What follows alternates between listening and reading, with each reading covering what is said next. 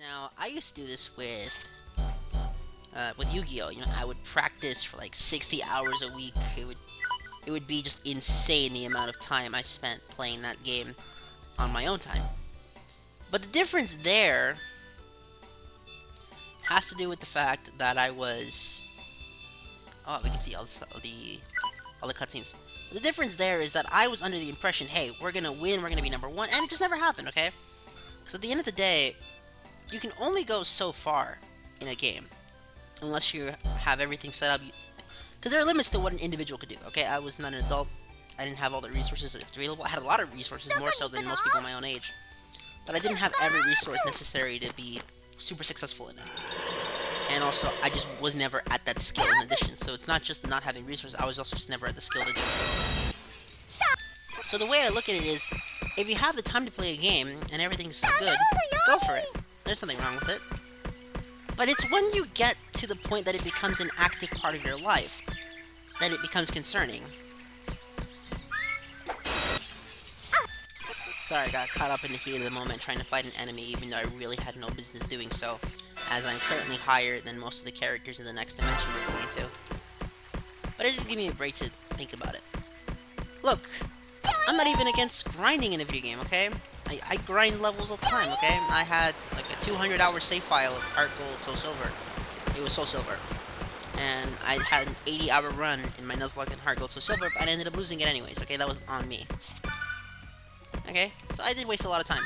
Didn't really accomplish anything. Do I regret having done what I had done? No. All I know is that I'm probably not going to do it again. You know?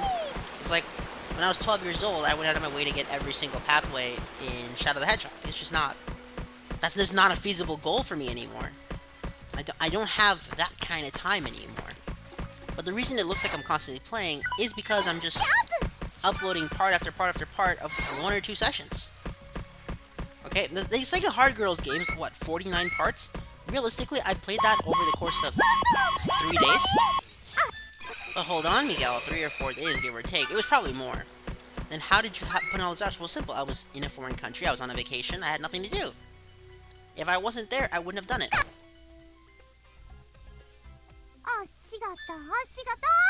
But enough about my talk regarding what I think about games and how they factor into life.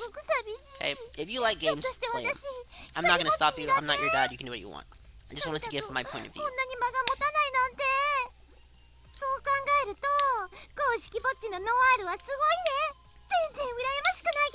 No, but I respect it.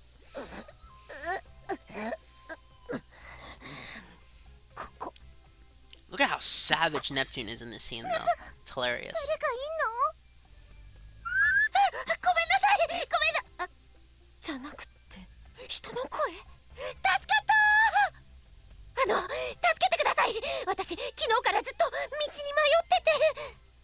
You gotta feel bad for Ray in this scene. And Neptune over here does not make it better.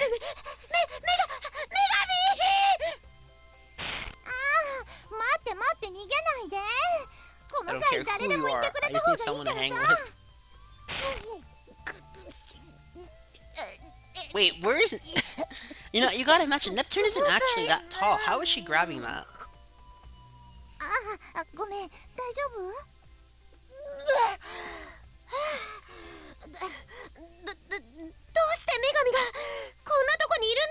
That's a good question. We're not even completing a quest right now. Seriously, we're not even doing a quest. Why are we here? Because Netgear told us to. Her little wow wow though was kinda cute though. I liked it. My pride.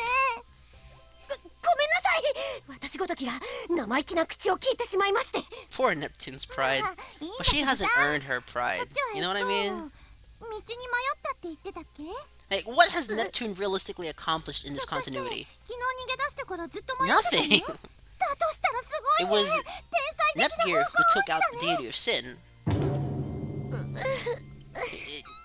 And then it was Netgear who served all 4 CPUs during their years off.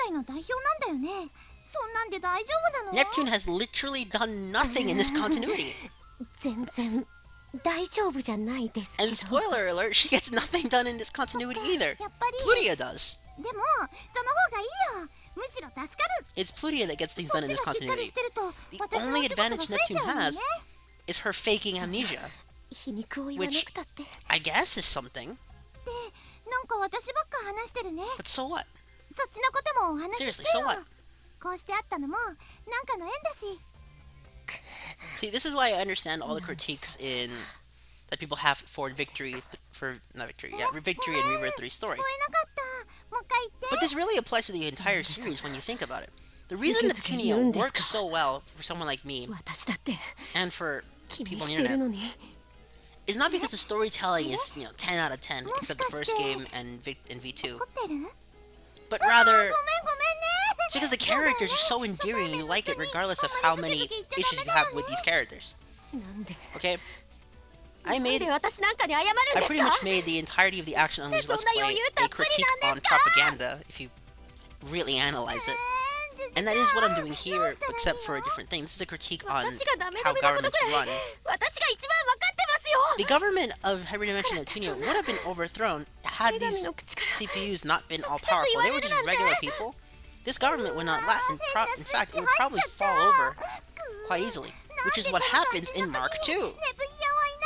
The only reason it doesn't seem to, well, it's what should have happened in Mark II, except their little Vice characters, the Vice CPU, which is just a candidate in this series, took over. And in the case of Leanbox, it was their secretary of the house, if you want to compare it. And see, even Rory Wrights is pointing out, this is sad for Neptune. Okay? And Rage is not understanding it because at the end of the day, Neptune is not the best communicator either. That's just the way I see it in this series. And Neptune here, even though she's like, there's no consoling her, instead of trying to solve it, she herself begins to start crying. Well, she doesn't start crying necessarily, but she wants to start crying, which is not a very good trait in a leader, no. Realistically, she should be more focused on solving the issue. The only reason Neptune is even a good leader is because of her CPU Purple Heart form, which I still have problems with how she runs things, but at least is more in tune with being a leader than her base form.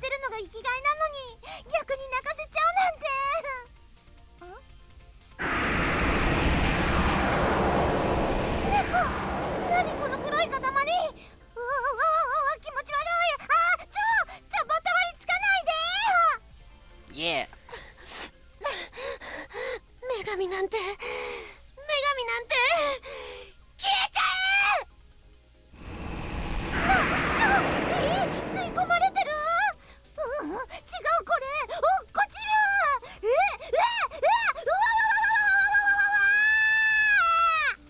I like that scream. I don't know why. It's a nice scream though.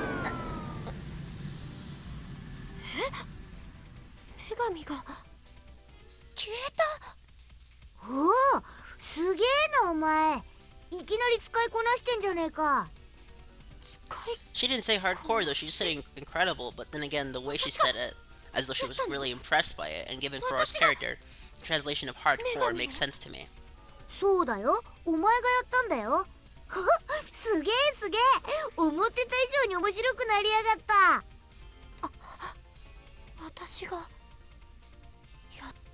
I did this.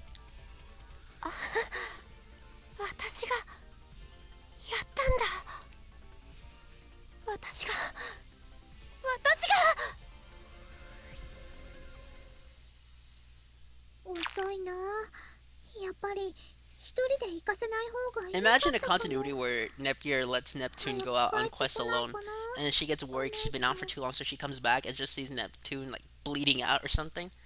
That would be dark. Save. Actually, what I'm gonna do here is I'm gonna stop the recording, because I have something to do, and then I'll be right back.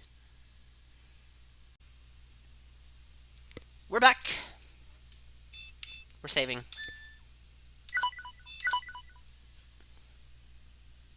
Let's see what's up. Now loading.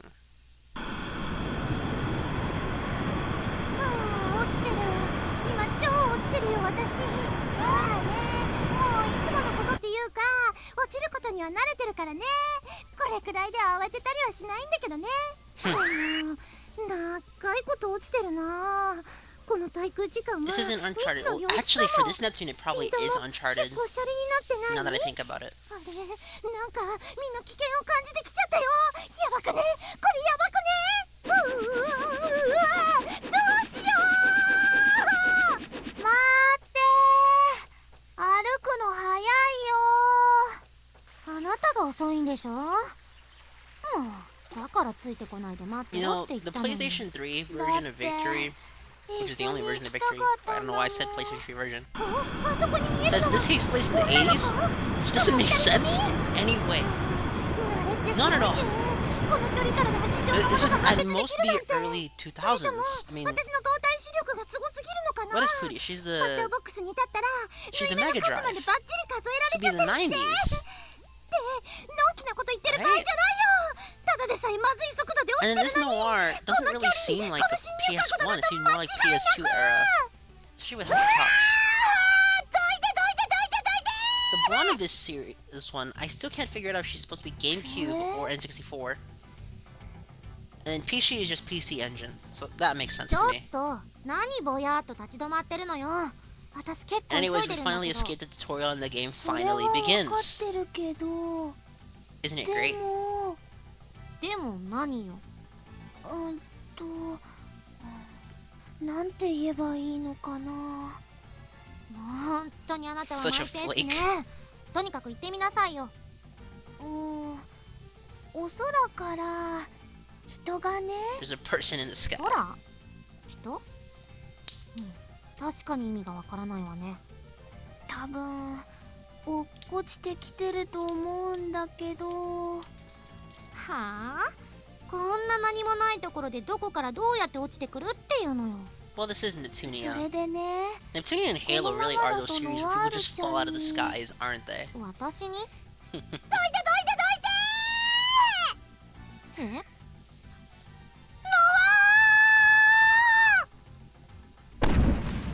？Waterfall. Crash. うわー、すっごい音がしたよ。いっただー。怖かった。You know, this Neptune is human, so it means she's just in base, and only in base for this section of the story. おお、生きてた。 How did she survive that? 大丈夫ですか？ I mean, we're not level 1 anymore, but she's not exactly level 99. これくらい全然平気だよ。 Actually, I'm pretty sure Neptune did fall from the sky in one of the Chirper events in Mark II. So that kind of makes sense, although her doing the whole I'm gonna fake losing my memories for this arc made no sense. What was her plot specific reason for doing that? I don't remember it. I think more issues would have been resolved if they just explained that this was a Neptune from a different dimension. Albeit it would be really far-fetched and take some time to explain. But if Noire backed it up, I think I could see the other characters believing it. Blonde would take some convincing, but everything else would be fine. ブルルートか。長くて呼びづらいし、プルルンって呼んでもいい？プルルン。いいよ。じゃあ、私もネプちゃんって呼ぶ。ネプちゃんで呼ぶ。オッケー。プルルン。ところで、ここってどこかな？全然見覚えがないとこなんだけど。ここ？プラネティウヌだよ。最近できたばっかりなの。プラネティウヌ？嘘だ。プラネティウヌのことなら私隅々まで知ってるし。しかも最近できたばっかりってそんなのあるわけないって。嘘じゃないよ。本当だよ。あれだね。さてはドッキリかなんかなんでしょ。でも騙す相手が悪かったね。プラネティウヌの女神である私がそんなのに引っかかるはずないって。You know, you would think Neptune would notice she can't transform. あれ？ネプちゃんもプラネティウヌ Seriously, why wouldn't she just transform into her CPU state and fly? 何を隠そう。 I mean, I know Neptune's not the smartest protagonist in any franchise, not even close. But 私も You would プ think ラネティウム instinct, の女神なん the だ。 instinct to お揃い survive だ would ね。 convince her to go HD そうなの？ there. うわー、すっごい偶 It's 然。 weird. たまたま落ちてきた先で私と同じプラネティウムの女神に会うなんて。ってそれおかしくない？私がもう女神なのに、もう一人女神って。 You know, it would have been some amazing forward thinking if Neptune said, "Is this the shift period?" いつまで人の上でのん and びり just 喋ってんの never よ。 elaborated on it. And then we get to V2, that whole like random one-liner gets completely expanded upon. なになに？地面から人が生えてきた。まさか地底人の襲来？ The mole お people. え、ノワールちゃん地底人だったの？ Staging. なわけないでしょ。っていうかあなた、私のことすっかり忘れてたでしょ。